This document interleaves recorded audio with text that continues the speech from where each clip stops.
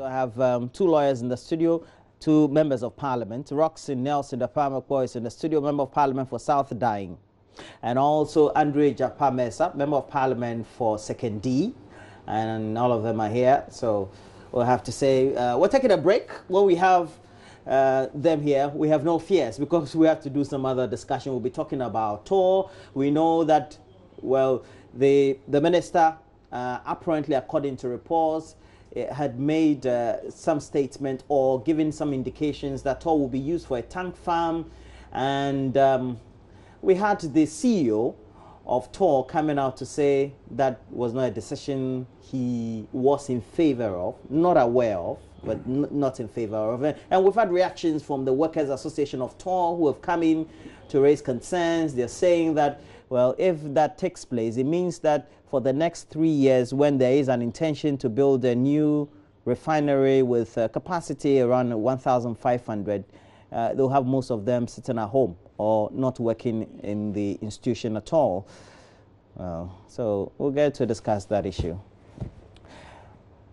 Other issues dominating the front pages also have got to do with, we know that that controversial issue. A statement was made by the Vice President when he was inaugurating or perhaps outdooring a new initiative called the interoperability system that would enable various networks to transact business seamlessly between them or among them on mobile money as well as other transactions. We're told that during the last administration, the Bank of Ghana had signed the agreement in excess of some $1 billion, and the Vice President said this was only transacted or undertaken with only some $4.5 million.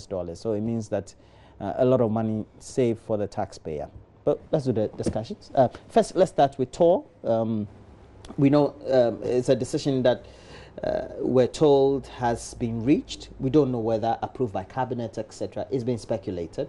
The TOR, as at now, how it is being operated, will be used for a tank farm, I mean for storage purposes.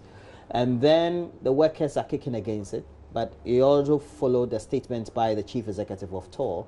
We've had some great reactions coming in. Let me get your initial reaction. Well, good morning. Good morning. To your good self and my very good friend. Good morning. Nelson Roxon here. And of course to our cherished viewers this morning, particularly those in my constituency, Second B. I have followed the story and I fail to see where the contradiction, or the inconsistency in the conversion of TOR into a tank farm and operating as a refinery really is, because my understanding really is that it is not going to be converted into a tank farm immediately. TOR has a plan of engaging with some private sector players to build a new refinery. Now, when that happens, what happens to the old facilities? Clearly, at that point, the conversion into a tank farm would occur. So I fail to see why, this thing is gaining some controversy, because as far as I'm concerned, and I was at a meeting where the minister made that announcement, where he indicated the strategic focus and plan of the ministry going forward. Some of the initiatives that the government was seeking to implement in the Western region, and there's plans to build some new refineries there, create a Rotterdam-like enclave in the Western region, and of course the future of TOR came up. Plans are already, discussions are already ongoing for the setting up of a new refinery, because we all know that TOR has been in place for the longest. I think it was set up in the 1960s. Of course, some maintenance regime had not been complied with fully within a certain time frame, leading to the breakdown of one of their equipment, and that has taken a very long time to fix. So in thinking on the long-term strategic focus of the entity, the management itself had indicated that they were going to engage with people who were interested in investing in the setting up of the new refinery. I understand that even a land for that purpose has been acquired. So when that happens, naturally, this old refinery probably may not be useful because the cost of maintaining it clearly is high. And so if the minister has indicated that the long-term plan is to, as it were, convert it into a tank farm, I do not see any inconsistency in that at all. Well, I do. But first of all, let me say good morning to my constituents, Ajewi, Bokofe, Jakiti, Germany, Tongo, Agodake, Chita, Toduga, Ahon, Chate, Kaira, Todume, Bove, Ajokwe, Tagbate, Udume, Jobati, Blango, Apeviofe, Avetile, Jake, Anyensu, Sanga, Chielu. When we are about to go into an election, yes, you have you to ought do to that. greet each and every community. Yes, community. It's very important. Particularly, let me make a public appeal. Peki Township roads are in a very deplorable state. We are appealing to the highways and all feeder roads to do something about the town roads in Peki, particularly Avetile, Blango, Apeviofe, Chame, and Jake. It's very important, as well as the Eastern Corridor and my Todome to Germany Road. So that's it as of my constituency. Now I see the controversy because you see TOR is such an important state institution. I disagree with my brother when he says that the fact that the future plan is to expand by building another refinery will mean that the existing refinery should be collapsed. No, institutions don't operate that way. You rather expand. So the new facility they intend to build is by way of expansion. In any case, we are discovering new oil fields. And we are also asking private people to come and set up refineries. So why do we want to, as it were, collapse or convert from its core functions to what Bost is already doing, to a tank farm? Who is interested in converting TOR into a tank farm? I think issues like this, you need to speak to such people like Dr. Kwame Ampofu, my predecessor. He has ever headed TOR. Mr. Ewa, who combined the roles of Ewadako, who combined heading Bost and TOR. He actually turned TOR around, and TOR was once again refining crude until they came to take over. So I am surprised that 1 year after taking over TOR, which was functioning, the minister, and you see the reaction, the CEO as well as the workers themselves rebelled at the thought. Well, not the CEO. The Well, CEO may not necessarily rebel. Oh, well, but the workers. What the CEO said was Yes. that he was not in favor with that direction. Exactly, man. And that is rebellion. When you disagree openly with the policy statement from your sector minister, that is rebellion. And so I am worried that matters like this are not the policy decisions.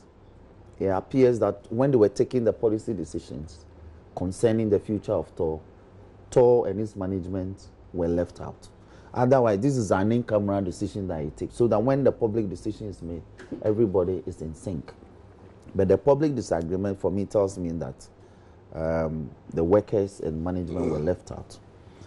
So it would not be the appropriate thing to do in the scheme of the energy future for this country. We are seeking to expand, explore more oils, more reserves, and perhaps be able to export refined crude. So if we are seeking to do that, then it is important that we improve on our new facility. He spoke about maintenance culture. I agree. We just have to maintain the facilities, the existing the refinery plant, build a new one if we are capable, and invite private people to also build theirs. Indeed, I have a client who is in the process of building his own refinery in Sekendi. And it is important. This country is growing. We are not growing, we are growing positively, we are not growing in the negative. So we can't turn TOR into a tank farm. What will become of Bost? or boss will take over the facility. No, the core functions of state institutions like this cannot and ought not be arbitrarily changed. So those would be my preliminary remarks on the matter. But wherein lies the arbitrariness of policy decision? You see? I fail to see it because, you see, look, it costs a lot of money to maintain old equipment. We all know that as the lifespan of whatever equipment that we have, we can even use our own vehicles. I mean, are we not making profits? The cost of maintaining a 1-year vehicle, 1-year-old vehicle. It's not the same as. It's not the same as maintaining a 5-year-old vehicle, a 10-year-old vehicle, a 20-year-old vehicle. So at a certain point, you dispose of it, you know, and then get a new asset. And it is not as if TOR is being closed down and the establishment or the state institution known as TOR will cease to exist. No, but TOR, when the function of an institution, any other body for that matter, is changed, then it veers it off from its original intentions and objectives. Roland. And core functions. Multimedia. Would it be Tema Oil Tank Farm? No. Instead of Tema Oil Refinery? The new refinery is still going to be named Tema Oil Refinery. Exactly, Japan. That's why I'm saying that the existing plant cannot be wished away. Roland, we just have to. Multimedia started in a small building across the street. Indeed. It didn't decommission. Absolutely. But the building was demolished and the new one put up. Yes. Or you forgotten? Yes. Did you change the name of the that is company from that is not the logic you are. But that's exactly what is happening. You are saying in simple terms. No, you are saying no. You are rather saying that when you build a new refinery, you are going to collapse the existing one and convert it into a tank farm. You are not saying that indeed you want to dismantle the existing refinery and expand by building a new one. That is not the logic I get from you. But all of us will agree that a decision has been made. Indeed, had been in the airways for a number of years now, even before we had a new administration coming, that we need a bigger refinery as a country. Absolutely. And now the question would be, because when I was reading some of the literature, reviewing it before coming into the studio, there was all this talk about how it was possible, even I believe supported by the current chief executive of TOR, to get some crude even from our own fields to TOR, so that to it refine. Becomes easier. Even though we're told that the type we have will be more expensive to refine around here.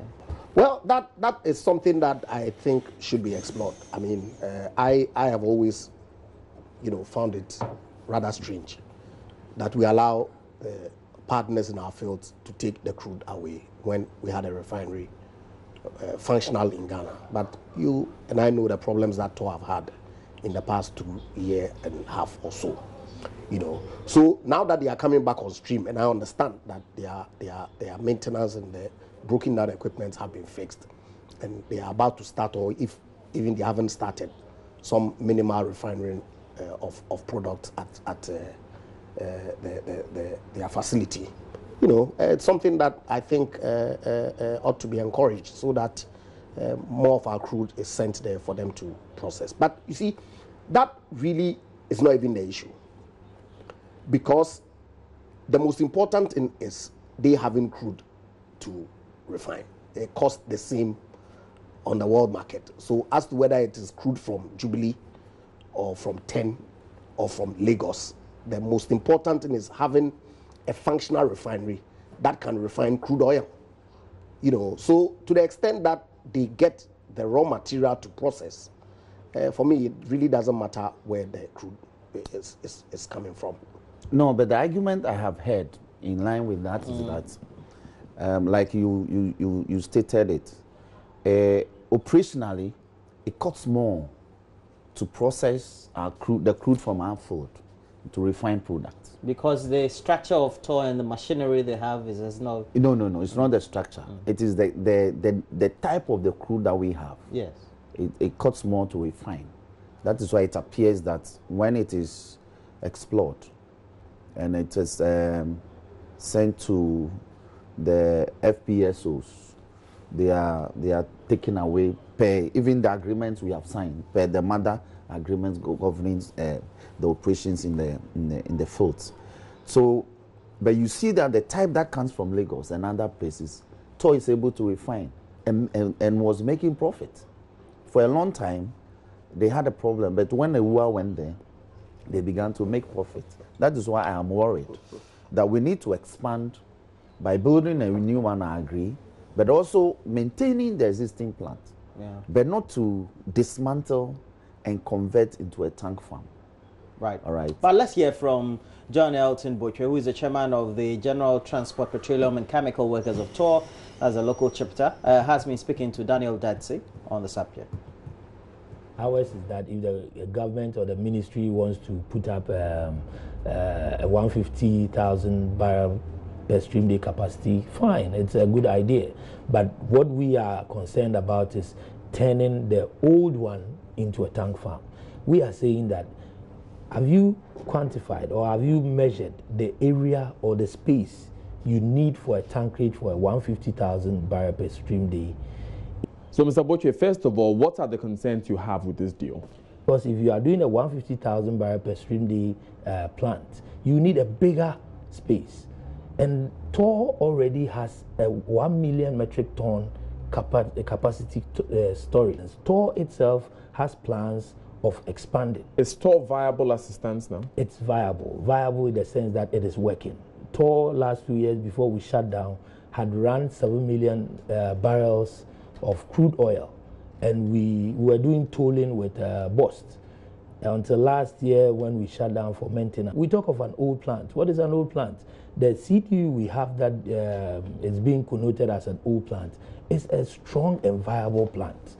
Though that plant was built long ago, it has capacity and it has the energy to run crude like any other thing. The RFCC was built just around 2002, and it's the new technology of refinery, and that is what is built in the Asias, in the Gulf, and what have you. For how long has the CDU been operating? The CDU has been operating, I think that was the first plant that was built in 1962, and it's still potent. It runs when you start it and it's refining, you get the best of everything that you can get. And you feel that compared to getting a new refinery, in addition to getting a new refinery, we should maintain this refinery which you have been using since 1960? Yeah, it's just in place that we keep it, because the plant that we have existing, when you say you have to scrap, you don't have you not get that much. It's not worth it, because are you saying that you are going to cut them and sell them as steel, because you can't use it to build a new one? So it is about just trying to expand. There's a difference between building a refinery and expanding an existing refinery. And what we are talking here is about the expansion. Building a refinery means that you have to build it and build its tank farm, not to go and use another refinery's tank farm. So what we have been saying always is that we have it in the pipeline to build, expand the refinery from the 45,000 to 150,000. So we'll see how that goes. But it means that now it's as if the workers have been pitched against a policy decision, not necessarily being spearheaded by the CEO. The CEO. CEO, yes. And the CEO also wants to be seen in good light. Well, but we know we have to take a decision as a country. And the minister would have to be bold and say this is the direction that the entity needs to go. Yes, but the boldness of your decision does not mean that you should take wrong policy decisions. For me, where policy decision wrongly taken is what? You see, there are corporate issues here. What is the core mandate of TOR? Is to refine crude. We are told that there are clear intentions to build a new refinery. Not really a new refinery, but an additional refinery. Now the argument is that when that is done, the existing will be dismantled, and maybe the area, the in situ, the physical area will be converted to a tank farm. And I suspect that is the use of the word tank farm that has riled the workers of TOR. He could have properly couched it you know. In a better way. Maybe storage facility would have been more acceptable. But to say that you're going to convert, because you see, the image, the impression is that the new refinery will be established at a different physical location. But that's true. Yes. So if that is it, you are actually relocating the company, the premises of the company, the operational base. No, it may even be called a different name. Exactly. That is why they are worried. It means the existing entity is going to be bastardized.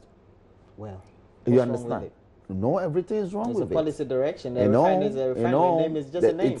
It's a policy that seeks to bastardize a very, very important state institution, and it ought not to work like that. We can have annexes. For instance, TOR can have a refinery in Takrady, a refinery in, say, Pram or near Adan, but all under the operational aegis of TOR.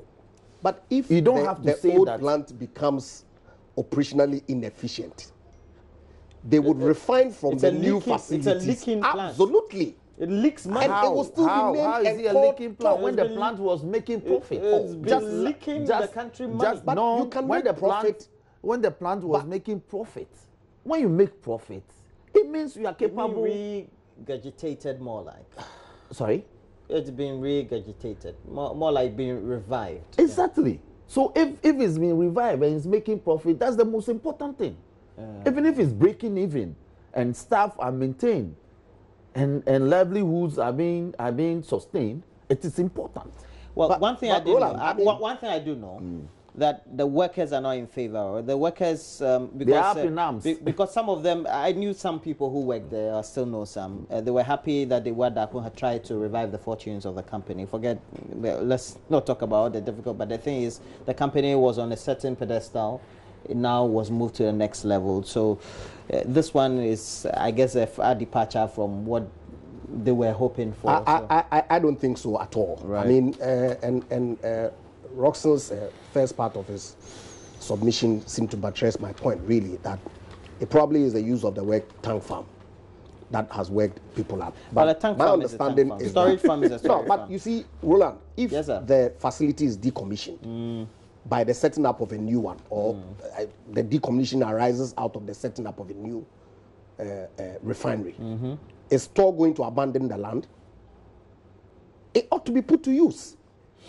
Well, point and so if the new use for the old land is the setting up of a storage facility to store the crude that is processed from the new facility with the same employees who are currently in the old facility, what really is the issue? Well, interoperability is what we're talking about. And the Vice President was adoring this. That would enable all of us seamlessly use our SIM cards or our existing mobile lines to transact business on other networks without any fuss. And we're told that what he was inaugurating, the system he introduced, everything that was done was the sum of just a little in excess, $4.5 million US.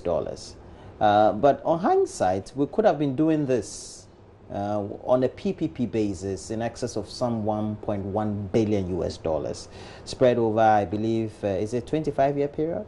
We're told. Well, if that is the truth.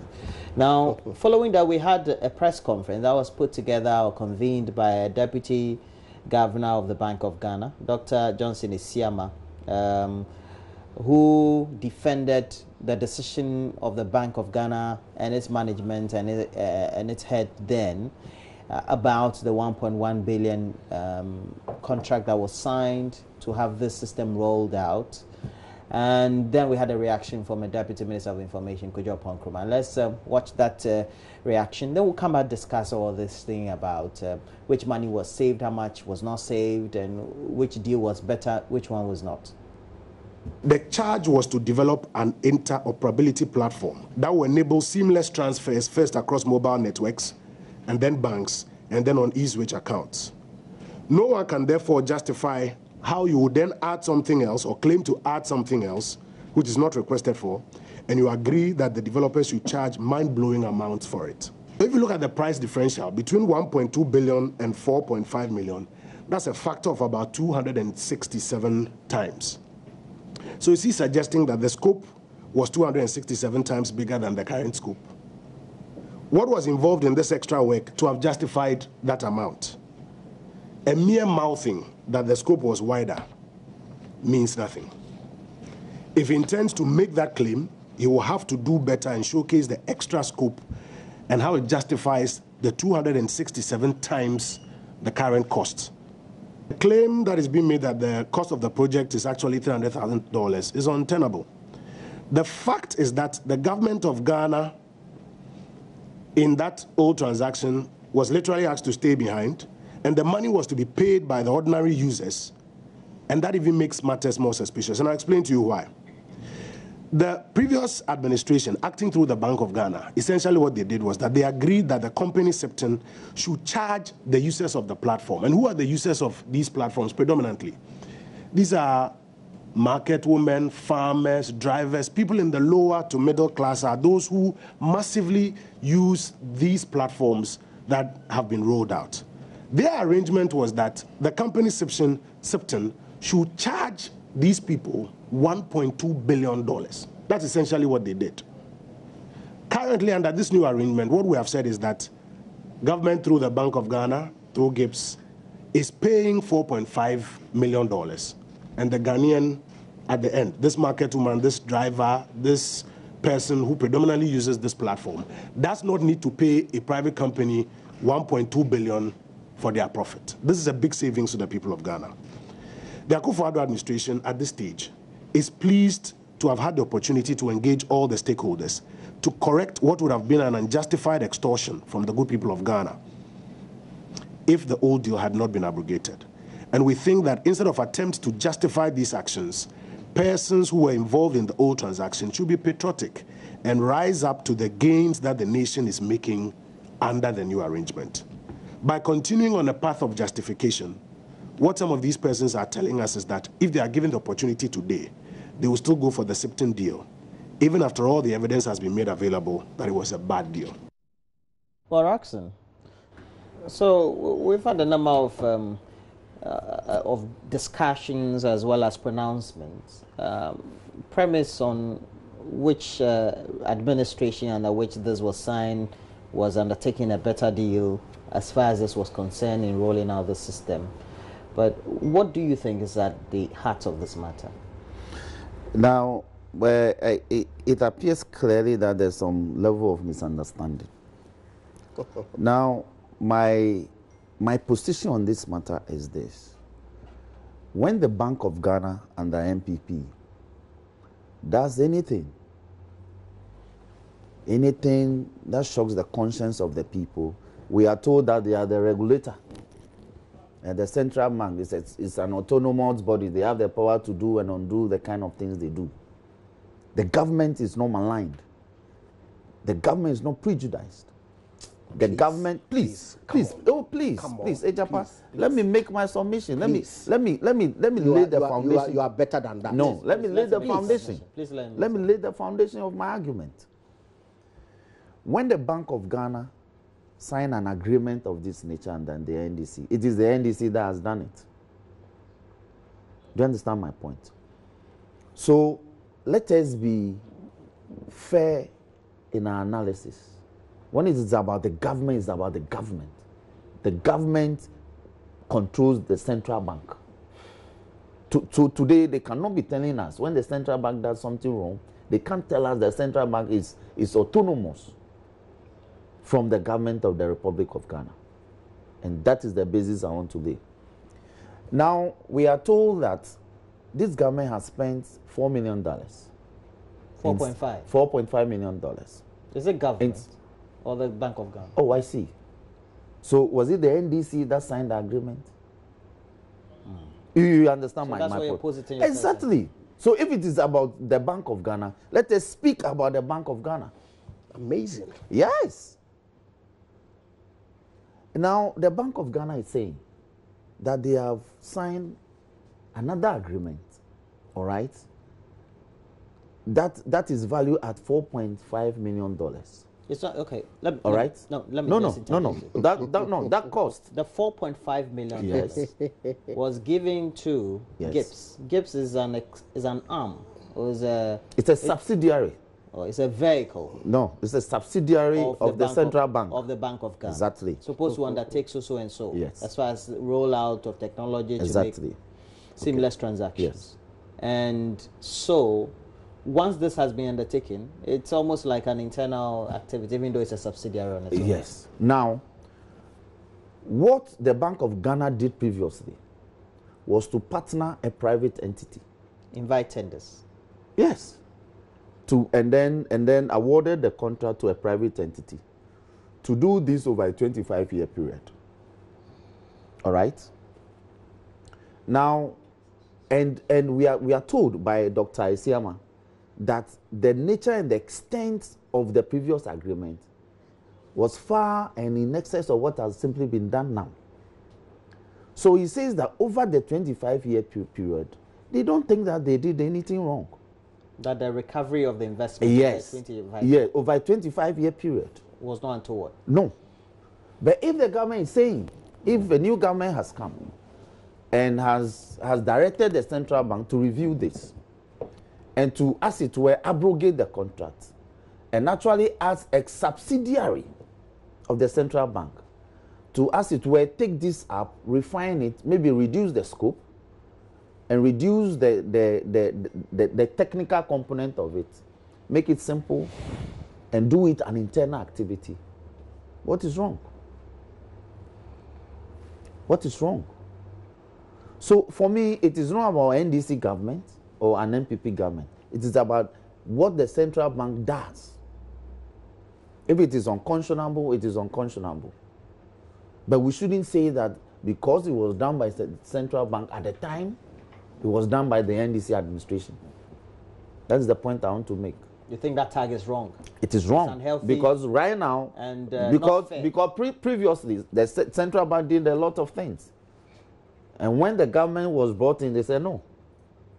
The central bank is autonomous. Example. It's all that. Like asking the boss himself to go. Yes, and that the deputy can bond issues. You understand? So let us be fair in applying the standards. That's what I'm saying.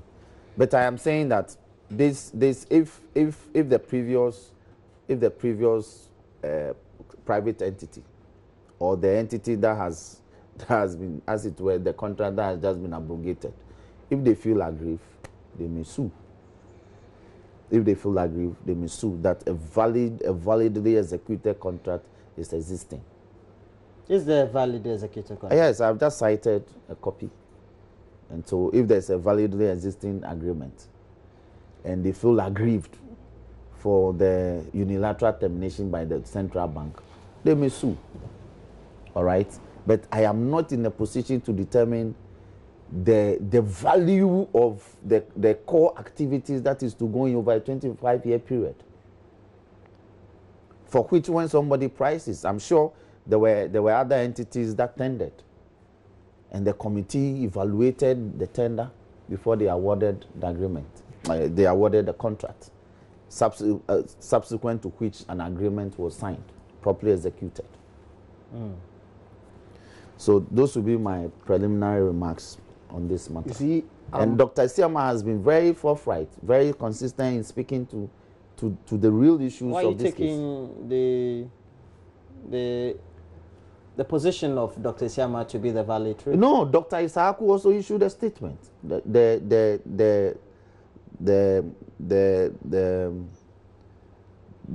governor at the time he has issued a statement, an elaborate statement. You're saying he put all the arguments and the position to better perspective. Exactly, and not the politics that the minister and the vice president were doing with this. I'm completely scandalized. You mean by the scandal or his comments? Disappointed. You're scandalized with all this? Yes. And disappointed in his comments? Absolutely. Because I know he knows better. You see, Ejapa, wait. Make your comments. Yes. I mean, it's important. And stop the insinuations. I think prior to now, you put the two of you agreed it's extremely important. So make your comments. It's okay. Yes. When we sit here, stop the insinuations. Okay, yes, we can play politics, But when we are providing information, the objective is to educate the people who are listening to and watching us this morning. You know the distinction that is clearly in place regarding the independence and autonomy of the Bank of Ghana and the management of the institution. They are independent as relates to their core functions of financial intermediation, supervision, managing the monetary policy of this country. In that regard, please, and the regulations. Please, in that regard. The regulatory aspects, don't forget that. In that regard, okay, they are not subject to political interference. They are autonomous. You mean they are not subject to political direction? Absolutely. Now, when it comes to the running of the organization, which is the Central Bank of Ghana, they report to the Minister of Finance. Procuring a system to regulate mobile money interoperability system is not a monetary policy decision. It is not a supervisory decision. It is a pure procurement decision that is subject to ministerial control. Oh, I see. Of course it is. Oh, I see. That is why I see. I am scandalized that you sit here I see. and try to suggest, please, let me make my point, to suggest that the government of the day, under whose watch that this shameful agreement was executed, should not be drawn into this debate. Ejapa, you are a lawyer, so when you are describing an existing agreement that has recently been unilaterally abrogated, you ought to know that there are aggrieved parties. So choose your words carefully, please. You may make your submission without having to describe the agreement as shameful. Thank you, but no thanks for your advice. I stand shoulder high in using the words because, look, and I heard Dr. Siama say what? That, well, you cannot compare antelopes and elephants because the scope of the work that they contracted is completely different from what it is that Dr. Bawumia and his team had done. But he doesn't know the scope of what Dr. Bawumia had done. So what's the basis? Is it Dr. Bawumia who had done, or the central bank? Yeah. Whatever. It's the economic management team. Okay. So now it is not Bank of Ghana. What is the basis of that comparison? Roland, what are the facts? In 2016, government took a decision to set up a mobile interoperability system. 3 companies went through the process, the motions. One put a bid of 5 million. Another put a bid of 15 million. And the third put a bid of 4.6 billion. The assessment committee, the tender evaluation committee, in their own report, indicated that all 3 companies were responsive and had met their expectation. What then happens? All the quotes were in dollars, weren't they? Translate it. Yeah. And the first one was 5 million, 15 million, and 1.2 billion. Okay. Because you said 4 point. But of course, I checked the 2 other figures I believe were in cities. Okay, but let's just say that they were in dollars. $5 million responsive, meet your expectation. 15 million responsive, meet your expectations. 1.2 billion responsive, meet your expectations. What is the prudent thing to do? And you said the Bank of Ghana unilaterally sat on High Street and took a decision to award, without recourse to the minister, a contract for 15 years for 1.2 billion. 25. You sit here, 25. 15 25. With an option 25. for a 10. I've seen the agreement. Yes, so 25. It is not. So put in the it, first so instance, put it in it is context. 15. So put it in context. Put it in which context? Okay. It's 15 with an option exercisable by the Bank of Ghana. Okay? So let's not do this. Ejapa, it is You 25. should be put it 25 years. Yes. So whatever it is. Okay? You ignore the lowest bid. You disregard the procurement law. It's not untoward. It is not untoward. In procurement, if you you're not saying that if you call for bids, you're compulsorily or mandated to choose the lowest bid because you think that's what will bring you good value? Absolutely. No. But look, when the principles I think you and of I- cost, quality, and even though all you the have other not- things, I'm not an expert in procurement. No, but you've gone through But processes. no, Roland, please. This is not a joke. This is serious matter. No, you made a certain statement, and I'm saying that, and I'm asking you, is it untoward if you have tenders Absolutely. or bids, and that have different quotations, and you choose whether the one an overage or you choose the maximum? Is it wrong? Depends on the circumstance. Great. So that's the response I want. But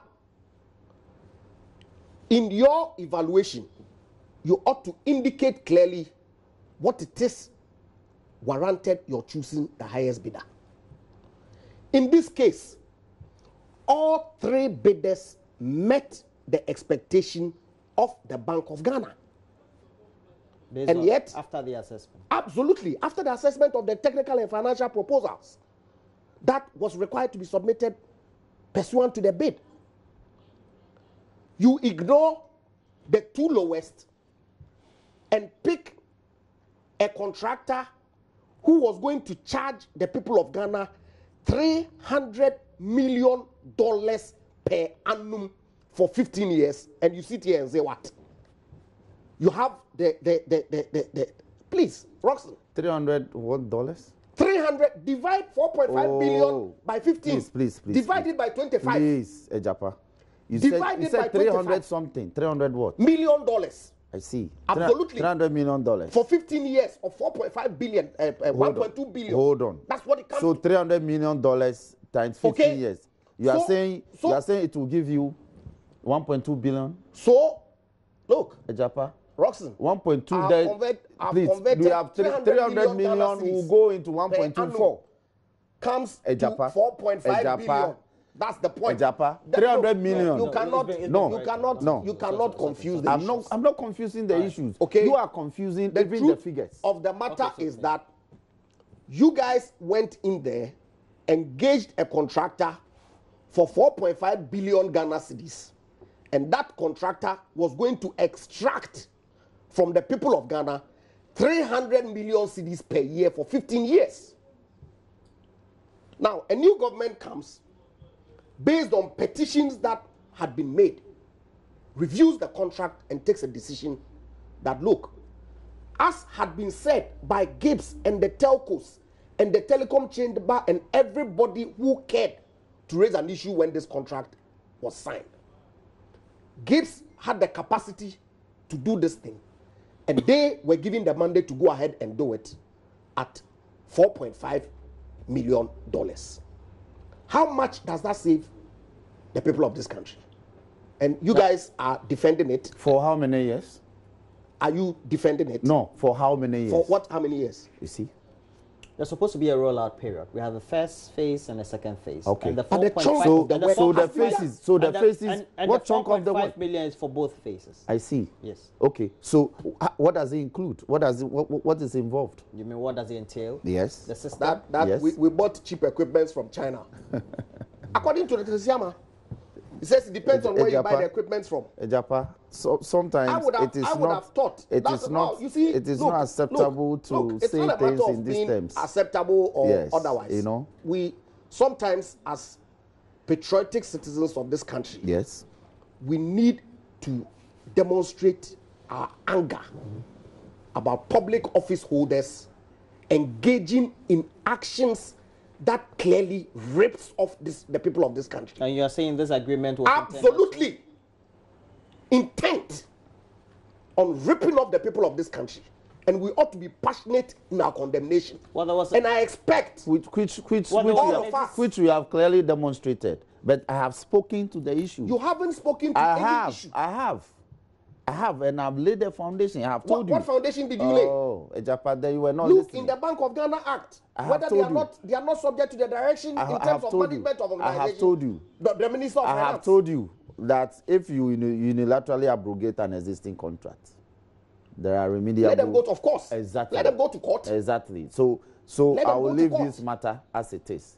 But I am only saying that. Okay. Let the standards as we apply in your argument. All right. Be the same. When the Bank of Ghana does things that are unconscionable, it is not the government now, but it is central government. Such as? Yes, but when you go back into time, then it is the government rather not the central government. I expect you to knowing you, Ejapa, to come out openly and speak to the matter as Ejapa, it is. I have spoken to the matter. This agreement was unconscionable. He says I have spoken to the matter. Let's move on. Nobody as forcefully as I can. But let's wrap up with it. On the front page of the Ghanaian Times, there's this story about Planting for Food and Jobs goes to register for inputs, and apparently the Peasant Farmers Association, it says some identified persons in the Upper East region use identification cards of the dead and aged to register for input under the Planting for Food and Jobs. And there's a major concern in a monitoring report on the program compiled by the Peasant Farmers Association of Ghana, focal persons across the country, disclosing this, saying that the whole program has been rocked with the scandal, and we should be worried about it. It means that even having means of verifying those who have registered is a big problem. Knowing the amount of money we spend on this, we're told that jobs so-called have been generated, and then when this conundrum. My turn, isn't it? Yes. It is as a matter of course that when you are rolling a program on this scale, some of these things may happen. I don't know the extent of the number of people that have been determined on the road to be non-existent. Now, the difficulty I have had is that the attempt had been made to create the impression that new persons or persons who were hitherto not farmers have been enrolled onto the program as a result of the program. But going through my district, which is also co-terminus to my constituency, the people who, when the fertilizers come to the district agric office and assess it, are the existing farmers. The young ones are not joining, as it were, any program under this policy. So I'm at a loss as to the fact that in the Upper East region, Upper East region, peasant farmers who are our year in, year out farmers who produce the food crops for us, who say that they have seen names on the register that appear to be names of persons who have died. And yet, so I want to believe that it is one of their own members or some of their own members who must have done that. Unless the story suggests that persons who are not farmers or officers of other institutions have actually used these names to apply for the facilities. So, for instance, let me place my arguments in context. So, for instance, somebody who works at the district education office, applies to be a farmer, and uses a diseased person's name. And so, when the facility comes, he goes and says maybe fertilizer or weedicide or whatever it is at the subsidized price, and maybe go and sell it to some other persons. If that is the story, then I can understand that it can happen. Unless, of course, the farmers themselves are the same people who are using names of diseased persons or non-existent persons to, as it were, go And so if you are entitled to say 10 sacks of fertilizer, you pretend to say that, oh, I'm buying for Mr. A, Mr. B as well. All right? So it is determined later on that these people do not exist. So I will urge the sector minister. I think there's a coordinator for the program. They should look at the district by district and clean it up and encourage the young people to take advantage. I don't see new and young people in my district taking advantage of even though we've gone to speak to them. They just don't see the need to do it. Why? I have explained the possibilities of, the benefits that getting enrolled under the policy will bring them. If you for instance, you go into maize farming, cassava, and vegetables, the yield, because they've introduced new varieties. The fact that depending on the rain and the season, the yields are higher per acreage, but it's difficult, That's the Roxanne I know speaking. Objective. Can you believe this? Analysis of the situation. Well, what he did was not objective. Oh, that's what I'm saying. That, not the previous Oh, one. not at all. That's why I was extremely disappointed In the comments that he was making. And, he's a very good friend of mine. We've known each other long before we both ventured into politics. Oh, really? Of course. He's a very good friend of mine. I mean, and we do a lot of things together. You see. And I know his value. Save that I think that he's in the wrong party. But that's a conversation for another day. Unbelievable. It's you are rather in the wrong party. It's good that these things have come up now. We have done 1 year of planting for food and jobs. And like he said, and I agree with him entirely, that rolling out programs like this, you're bound to encounter problems. And people who may not necessarily be engaged in the farming activity may want to take advantage, as has been reported, and using names of dead people and all that, of course, to as it were, make some money that they do not necessarily deserve. And so I would add my voice to the call by Roxanne that the coordinator of the program should, as it were, embark on some audit process, based on the findings that the Peasant Farmers Association have made, to clean up the space so that we get the right people who actually need the inputs that government is making available at subsidized prices to enable them produce more, so our food import bill can be reduced and put us in a position that we can actually even export, because that's the objective behind the policy, that we should grow sufficient food to feed ourselves rather than spending huge sums of money importing when we have the land available, natural, God-given, to produce enough to feed ourselves and import. So I guess that as we go along, I'm sure that steps will be taken, put in place to ensure that these things do not recur. Andrew Ejapamesa, Member of Parliament for 2nd D, and then also Roxanne Nelson Dapamapo, Member of Parliament for South Dying. Both of them are lawyers, so it helps. We've had great objective analysis here on all the issues we spoke today. Never mind what Andrew Ejapamesa says. No, please. Roxanne, we'll meet on the other side. Yes.